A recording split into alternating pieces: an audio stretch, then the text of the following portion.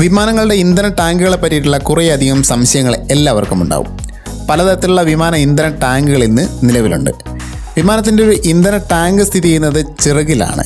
ഇതെല്ലാവർക്കും അറിയുന്നൊരു കാര്യം തന്നെയാണല്ലോ. മോഡേൺ ആയിട്ടുള്ള വിമാനങ്ങളുടെ എല്ലാം വരുന്ന ഇന്ധന ടാങ്ക് എന്നത് ഇൻ്റഗ്രൽ ഫ്യൂവൽ ടാങ്ക് എന്നുള്ള ഒരു ടാങ്കാണ്. ഈ ഒരു ഇന്ധന ടാങ്കിനെ വിമാനത്തിൻ്റെ ചിറകിൽ നിന്നും ഒരിക്കലും വേർപെടുത്താനായിട്ട് സാധിക്കുകയില്ല. കാരണം ഇൻ്റഗ്രൽ ഫ്യൂവൽ ടാങ്ക് എന്നത് വിമാനത്തിൻ്റെ മെയിൻ സ്ട്രക്ചറിൻ്റെ ഒരു ഭാഗം തന്നെയാണ്. ഇത്തരത്തിലുള്ള ഫ്യൂവൽ ടാങ്കുകളുടെ എന്തെങ്കിലും അറ്റകുറ്റപ്പണികൾ ചെയ്യുക എന്നത് വളരെയേറെ ദുഷ്കരമാണ്.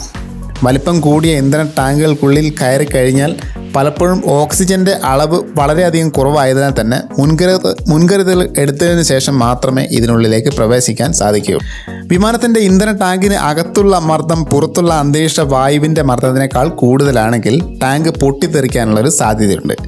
അതുകൊണ്ട് തന്നെ ഈ മർദ്ദവ്യത്യാസം ഒഴിവാക്കാൻ വിമാനത്തിൻ്റെ എല്ലാ ഇന്ധന ടാങ്കുകൾക്കും പുറത്തേക്ക് ഒരു ചെറിയ ഓപ്പണിംഗ് ഉണ്ടാവും. ഇവയാണ് ഫ്യൂവൽ ടാങ്ക് വെൻറ്റ് എന്ന് പറയുന്നത്. അപ്പോൾ എല്ലാവർക്കും ഉണ്ടാകുന്ന ഒരു സംശയം എന്നത് ഇതുവഴി ഫ്യൂവൽ പുറത്ത് പോകില്ല എന്നതാണ്. തീർച്ചയായും പുറത്ത് പോകും.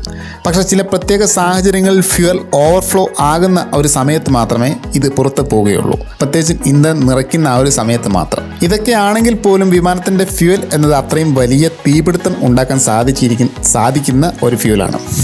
അതുകൊണ്ട് തന്നെയും ഫ്യൂവൽ ടാങ്കിലെ ചെറിയ ഒരു സുരക്ഷാ വീഴ്ച തന്നെ വലിയൊരു ദുരന്തത്തിലേക്ക് നയിക്കും. അതുകൊണ്ട് തന്നെ ഇതിനുള്ളിലെ അറ്റകുറ്റപ്പണികൾ എന്നത് വളരെ ശ്രദ്ധാപൂർവം ചെയ്യേണ്ടുന്ന ഒരു കാര്യം തന്നെയാണ്.